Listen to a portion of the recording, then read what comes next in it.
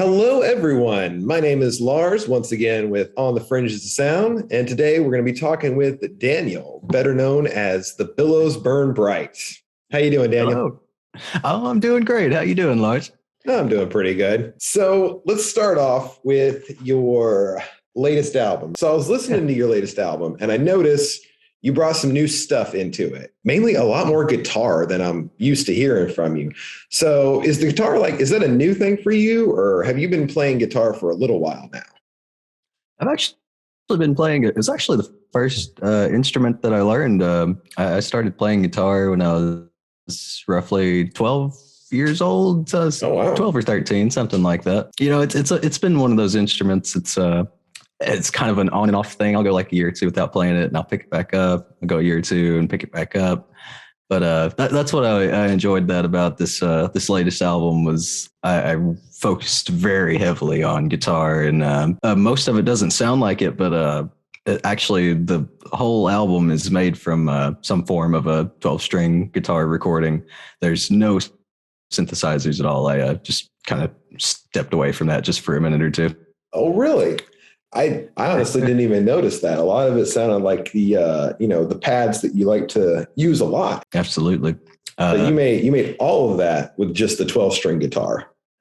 It was all I used the same kind of method, I guess you could call it, to make the pads that I usually start with, like some kind of synthesizer recording, something like that. I just started with the guitar and did the same kind of thing, the same kind of process, and it ended up working extremely well. I was very surprised by that. Just started out just kind of messing with it just for fun, and once I got I think I started with like the second track, and I was like, this actually it's coming out kind of cool. I'll just stick with this for a little while. While we're talking about that, though, all of your music is like extremely atmospheric music. It's pretty much the definition of ambient, in my opinion. So, and a lot of it is like very pad based. On this one, you tell me, you didn't really use any synthesizers for creating your pads. But I mean, what's your normal process for creating your sounds, your pads? Well, usually I'll oftentimes it starts with like some kind of half finished project that I never quite got to finish in, or it'll start with just some kind of waveform that I kind of like. It's a easy set of steps, but it's kind of specific. I'll take whatever waveform and go into Fruity Loops. Fruity Loops has an audio editor called Edison, and Edison has a tool called Blur, which the exact mechanics of how that works kind of escapes me. Basically, it sounds like you've put a convolution reverb on it in a sort of a roundabout way. It's a really useful tool. You kind of have to be careful with it because it can make things sound very lush and very drawn out. But if you've got like something with a lot of transients like drums or even pick hitting guitar strings, that the white noise, it'll create like a big blanket of white noise just from those transients because it just kind of stretches it out and compresses it a little bit. It's all about like picking the right sounds to do that with. You want to pick something that's smooth and just kind of warm, even without doing that. It comes out sounding pretty good, but there are certain frequencies that get very drawn out and loud and very abrasive. So basically, from what I can gather, most of your pads and stuff, you're starting with samples, right? Absolutely. Okay. So do you have like a big kind of sample library that you're constantly like rotating through and seeing like, oh, will this work? Will this work? Pretty much, actually. It's like I said, a lot of them are just like I'll make half of a song that I thought was pretty cool, and I'll usually just take parts of the arrangement of that and use those as samples. Specifically for this one, I actually like set out to create a sample specifically for this process. So kind of made sure to record it in a way that I was reasonably sure would come out sounding decent. I get a lot of mileage out of doing that, and then a little bit of time stretching, a little reverb, and all this kind of stuff. It ends up sounding quite nice. Talking about like your production and everything, you said you use Edison a lot for a lot of your samples. You use FL Studio. So are you primarily like a software guy? Do you have any pieces of hardware that you like to use? I know you mentioned the guitar. Don't know if that counts as hardware or not, but it's definitely I was something. wondering that myself. Like gear is, as we usually think of it, like synthesizers and effect pedals and stuff like that. I have a very, very small selection of that. So it is very primarily software based. The only hardware I really have is 2 or 3 different microphones, a little MIDI keyboard that it's like a $10 keyboard off Amazon. Nice. Yeah, that's the high dollar shit, you know. When it works, right? I just recently bought this audio interface. It's just a Behringer UMC 204. It's kind of like a starter one, and I just got that just so I could record guitars with some. That's actually what I'm using right now for all of my stuff. Oh shit! I was thinking about getting one of those. What are they called? The Scarlet something or the other. The Focusrite. Yeah. I thought about getting one of those, and the only reason I didn't is because they said there's driver issues, like it's hard to get the right drivers and stuff. I was like, I do not want to fuck with any of that. Yeah, I want this thing to work. Yeah, I've heard the same issue. The main thing that everybody says about the Focusrites is like they're really tough units. Like you could take them around, like tour with them, travel with them, and you don't really have to worry about it.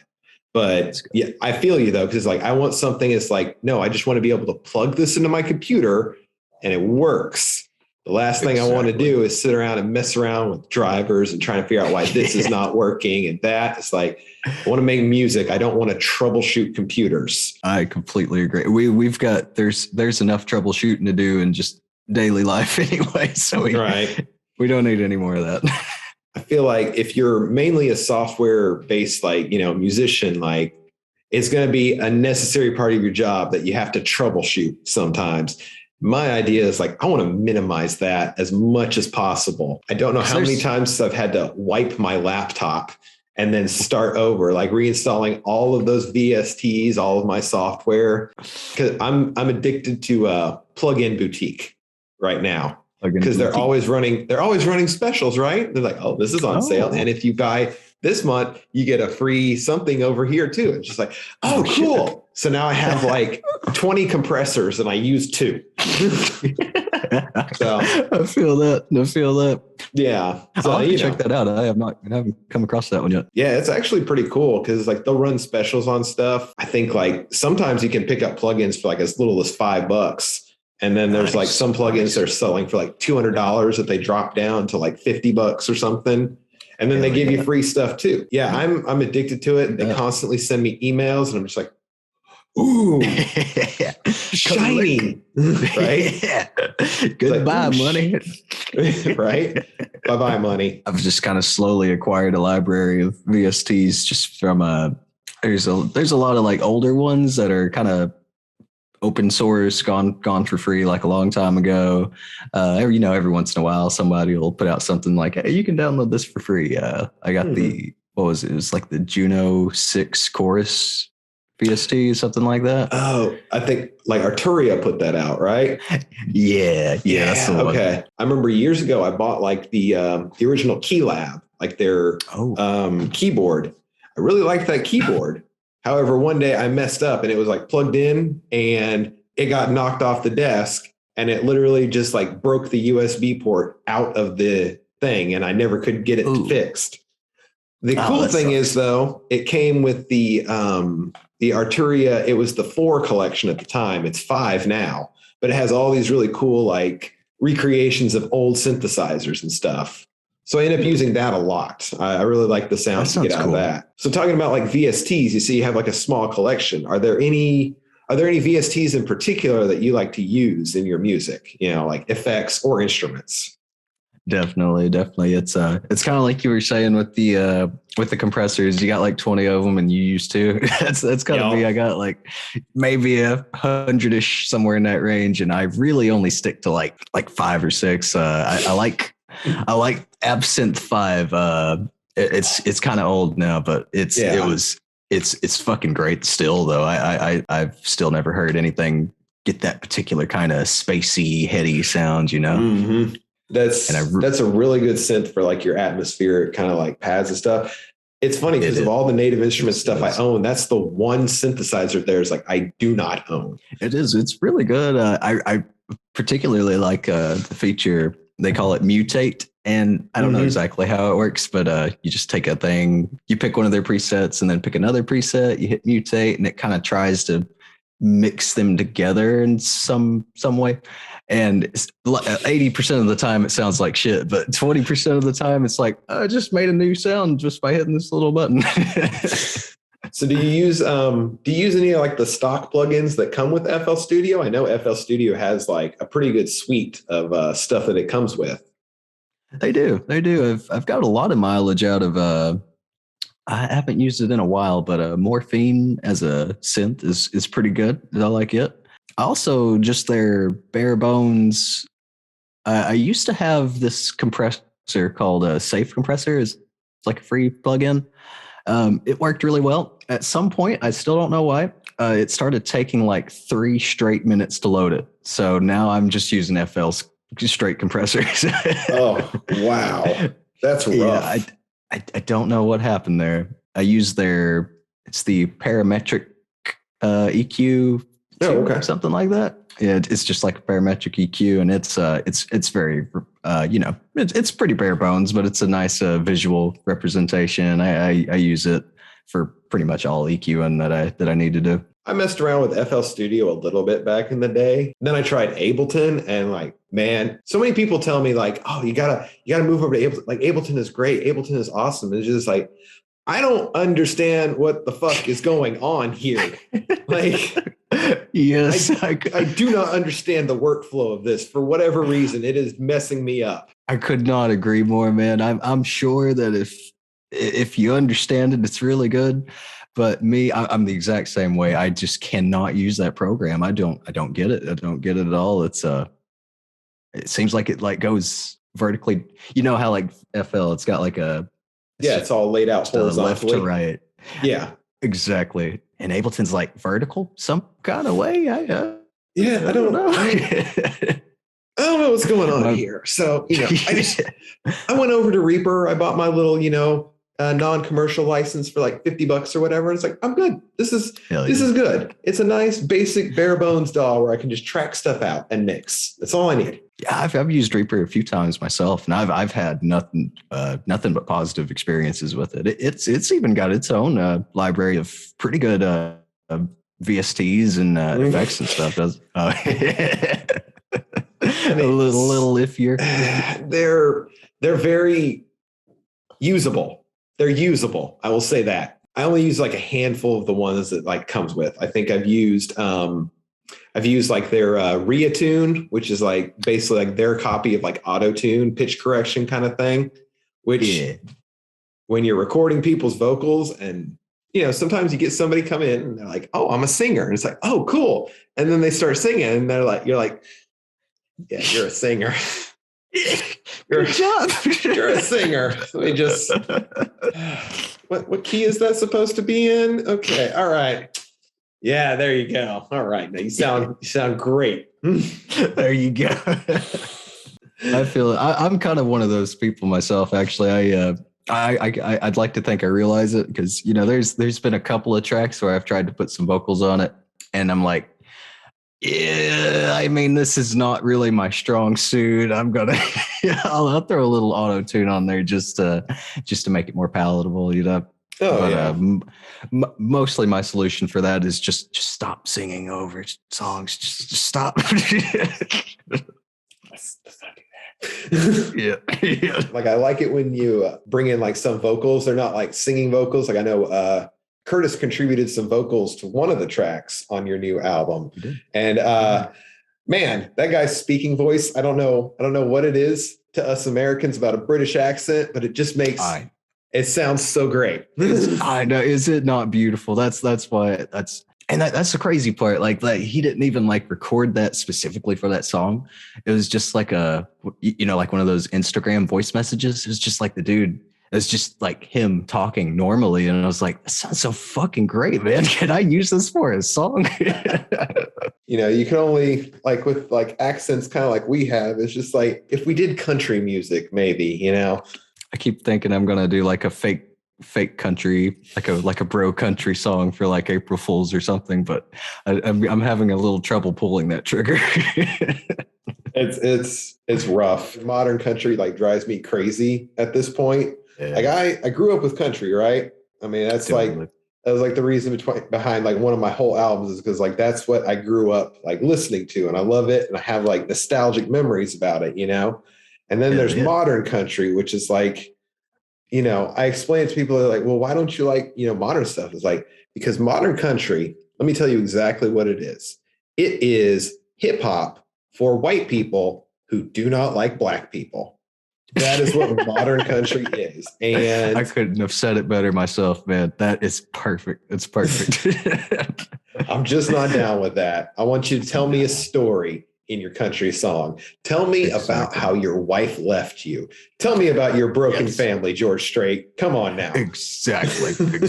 That, you should not be able to know exactly what the song is about, like 4 bars into it, He's going to talk about sexy women. He's going to talk about drinking. He's going to mention a tractor at some point, whether it makes fucking sense or not. It doesn't matter. Just talk about tractors. You got to include the tractor. It's a tractor, Oh, come on, girl. I know we don't have to go out to the club and all that fancy stuff. Let's just knock it on out in the bed of the truck in the cornfield. That's what we do here in the South. That's how we spend the time. On the one hand, it feels like, that's probably correct. But on the other hand, it's like, I don't. There's just some things you don't make songs about. A red truck, a cold beer, blue jeans, bare feet. Yeah, we got a country song right there. Let's do it. There you go. Oh, man. All right. So let's move on over to ambient music for ambient people. So, it started out as a Mixcloud series, and you recently teamed up with Audionautic, and it's coming out through their YouTube channel as well. And, I think when you teamed up with them, it's like I saw it like branch out a lot more. Like you would always have a good variety, but now it's like you're really able to like find a lot of songs from like all over the corners of our little community, When did you actually start doing this project, the ambient music for ambient people? And like, what was your initial motivation for it? Well, actually, it started back like in 2019, surprisingly, as kind of before I really started getting into music like more seriously. I just had this idea of like, what if you had like a radio show that's pre-recorded? I didn't even know to call it a mix back then. It was just like, what if it's radio that's pre-recorded? And I made this little prototype. It was like an hour and 30 minutes. And it was awful. It was so bad. I had no idea where to find music. I didn't know any musicians at that time. I didn't know how to format it. It was just so bad. So I kind of dropped the idea for about 1.5 years at that point. And it was only after I, kind of got more involved with the community, started discovering more music, like, just from the community at large. I was like, a lot of this is like most of it is like fantastic. It's great. I gotta tell somebody. I gotta show somebody. Like I don't know how. And I was like, well, I got this little radio show. I'll just polish up the format, polish up the, just the way I present it. And it just kind of started from that. I remember Spectre, I don't think he does it anymore, but he was a big inspiration for that. He did, it was called Radio Anthem Icarus. And it was right around June of 2020, I think. And I saw he was doing that, and I thought that was really cool. And I was like, I'll take a crack at it myself, see what that's all about. And it kind of just went on from there. I really like the ambient music for ambient people series. I started listening before you were on Audionautic.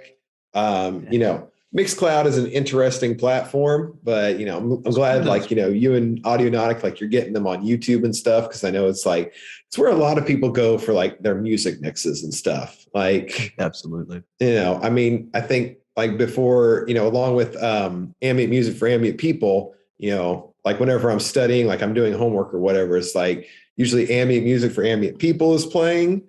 Or just one of those random, like, kind of compilations on YouTube, like 2 hours of dreamwave music. Like, okay, all right. There you go. Well, I totally feel that. I think it's a really cool format, especially like, because it's now, like you said, it's like we can kind of have our own radio shows now, we don't have to actually like be on a radio, because who still listens to FM radio anyway, right? Like, no one but poor bastards stuck in their car with no right? Bluetooth. Oh my God. I remember, so me and one of my friends, actually, this is kind of like off topic. Me and one of my friends, we actually went to like a school that was in Oklahoma City, and it was called like American Broadcasting School or whatever. And it was like this old school, kind of like teaching people how to be like radio personalities kind of. Oh, that's interesting. It was really cool. I ended up not completing, because I figured out it's just like, holy shit, it's like you guys have told me like everything I need to know in the first couple of weeks. Like, and then when I got there, it's like, thanks. So by the time I started doing that school, I'd already been messing around with like FL Studio and like other DAWs and like editing audio and stuff. I go to this place and they're like, oh, now we're going to show you our audio editing software. I shit you not, it was Audacity. Oh God. Oh no. They were putting their commercials and stuff together with Audacity. And all I could think to myself was, oh my gosh, the audacity of this. Yeah. I dig that. Oh man. So I've thought a couple of times about trying to do ambient music for ambient people in like some kind of live format. But the thing about that is I tend to trail off and get on tangents and stuff. But gotcha. Yeah, if I've got like a script in front of me, I can sit there and I can do like that and be like, this is ambient music for ambient people. I can do it clear and nicer to hear and shit like that. So it's I like the voice. It feels very like almost documentary style, Yeah, I feel like that. It's that was another thing, like from the beginning of the show, it's been kind of a process working out that kind of exact kind of tone that I wanted to take, that kind of voice, because I didn't know what the fuck I was doing at all when I first started out. So it's been a bit of a process. Starts. So what's next for the Billows Burn Bright and ambient music for ambient people? Do you have any kind of new ideas in the works? I know you mentioned you wanted to do, can we call it AMAP? Yes, I actually quite like that. It rolls off the tongue. All right. So have you ever considered you said you were considering doing AMAP in kind of a live format. Like, would that be through the YouTube channel, or what were you thinking on that? Well, that was originally, I thought about Twitch at first. I'm probably live AMAP is probably not anywhere on the horizon. I'm just gonna kind of stick with this. I'm actually gonna kind of slow up on it just a little bit. I was doing it as a bi-weekly show for a long time. I'm gonna go down to about once a month going forward, just because it just kind of free up a little bit more of my time, and I feel like it'll. I like to try to kind of feature new releases like as much as I can, and 2 weeks is kind of a short amount of time for a whole batch of new releases. So I think that'll kind of help it breathe a little bit, And I do have I haven't really worked a lot of this out yet, but for the Billows Burn Bright, I got me this. I got a little field mic. It's just like a little $100 Zoom H1N, something like that. I've looked at the same one. I wanted to get that one. I haven't pulled the trigger on it, but a field recorder. If you don't have field recordings in your music, are you really an ambient musician? Really? That's exactly what I was thinking. It was like, you know what? Let's make an actual ambient record this time. Right. That's just like, can you really be an electronic producer if you don't have LED lights somewhere in your studio? Right. You have to have at least one LED light. Like I have that annoying little strip going down along the bottom too. Do I have it turned on right now? No, because I don't want to look like a total douche. You try to keep down on the tool look a little bit. Oh yeah, just like I need people to look at me and it's just like, oh man, what a respectful guy. He's totally not a tool. But yeah, I did. I would recommend it though, because it's very. I haven't messed with it much, but it's a very robust little microphone. It's got some handy little features. It's got a built-in limiter and just some cool stuff. And the sound quality is surprisingly. I mean, it's good to me. I'm not the authority on that or nothing, but it's I'm satisfied with it. I like it. Yeah. So we're gonna finally hear those the sounds of home, like you were talking about earlier. Absolutely. That's going to kind of be the focus of it. I'm just going to kind of walk around. I actually just last night we had like this big storm and winds were blowing like crazy. It was like 30 miles an hour winds. And I got outside and I recorded, like the old buildings creaking and shit and like the wind going by. And I got out on the porch and I was out there on the porch playing a guitar and like the winds are like blowing me sideways and I'm trying to hold the fucking thing without falling over. All of my ambient nostalgia beans are just suddenly just like rising to the top. It's just, storms? Yeah. Yes. I'm trying to do it all with this one, man. I'm trying to knock it out. All right, so that's what's on the horizon for the Billows. We're going to see a little bit of a slowdown with AMAP. I'm just going to call it AMAP from now on because I dig that. I like it. I do AMAP, too. A map of ambient music. It takes you through the entire landscape. Oh shit! Yeah, there you go. I hadn't even. I should have gotten a marketing job. Yeah. But no, I did. Anything cool. It's got to have like a cool acronym with it. It's got to. It's of course. I mean, I feel like I should have planned mine out better. It's just like OTFOS, like OTFOS. OTFOS. I don't like it. Yeah. But it is what it is. That's what I'm doing now. Yeah, I feel you. Looking forward to hearing some new work from the Billows. I mean, I really enjoyed the last album. Hearing the guitar come in and then learning that it's like you made pretty much all of that with the guitar, even the pads somehow, which nice.